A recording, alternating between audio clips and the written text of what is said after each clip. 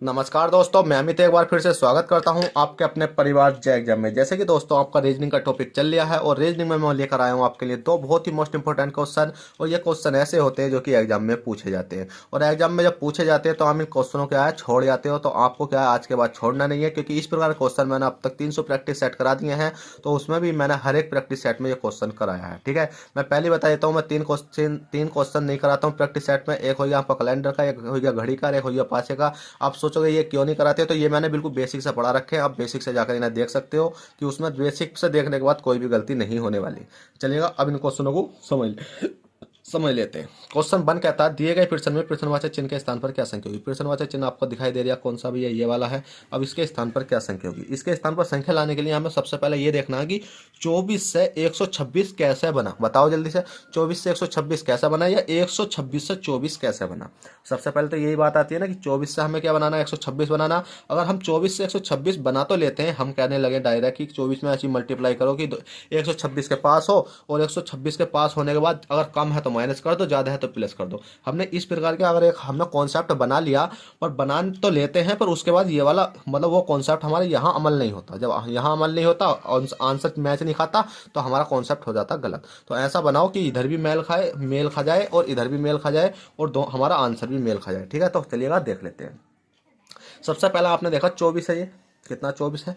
अब 24 को ऐसी मतलब 24 तक पहुंचने के लिए हमने देखा 5 का स्क्वायर करो। 5 का स्क्वायर करो, 5 पंजे कितने होते हैं आपके 25 होते हैं।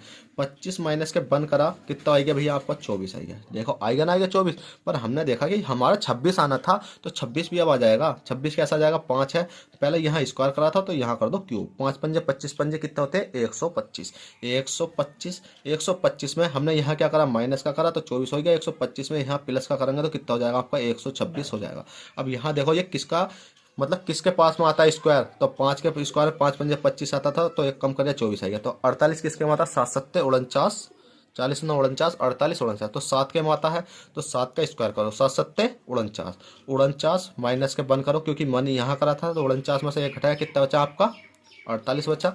इसी प्रकार से अब हमको कुछ नहीं करना है, यहाँ संख्या लाने के लिए कहाँ, यहाँ पर संख्या लाने के लिए 7 का क्यूब कर देंगे। जैसे ही 7 का क्यूब करेंगे तो 7 सत्ते 49 सत्ते 343, 343 ही होते हैं ना, 343, 40 3 343, 343 में प्लस के एक करेंगे तो कितना हो जाएगा 344। क्या 344 किसी ऑप्शन में है, देखिएगा 344 तो आपका राइट आंसर आ गया 344। पर ऑप्शन में भी तो होना चाहिए जी, बिल्कुल ऑप्शन नंबर डी में हमारा मैच खा गया। चलिए क्वेश्चन 1 हो गया। क्वेश्चन 2 देखते हैं। क्वेश्चन 2 कहता है, दिए गए प्रश्न में प्रश्नवाचक चिन्ह के स्थान पर क्या संख्या होगी। प्रश्नवाचक चिन्ह आपको दिखाई दे रहा है, ये एरिया भैया, इसके स्थान पर क्या संख्या होगी। अब इसके स्थान पर संख्या लाने के लिए आपको ये देखना होगा कि इसमें कितना घट रहा है कितना बढ़ रहा है, और मतलब किसी का स्क्वायर तो नहीं हो रही है ये वाली संख्या, किसी का वर्ग तो नहीं हो रही है ये संख्या, या किसी का मतलब क्यूब तो नहीं हो रही है ये वाली संख्या। मतलब इसमें कई प्रकार के कॉन्सेप्ट आपके लगते हैं।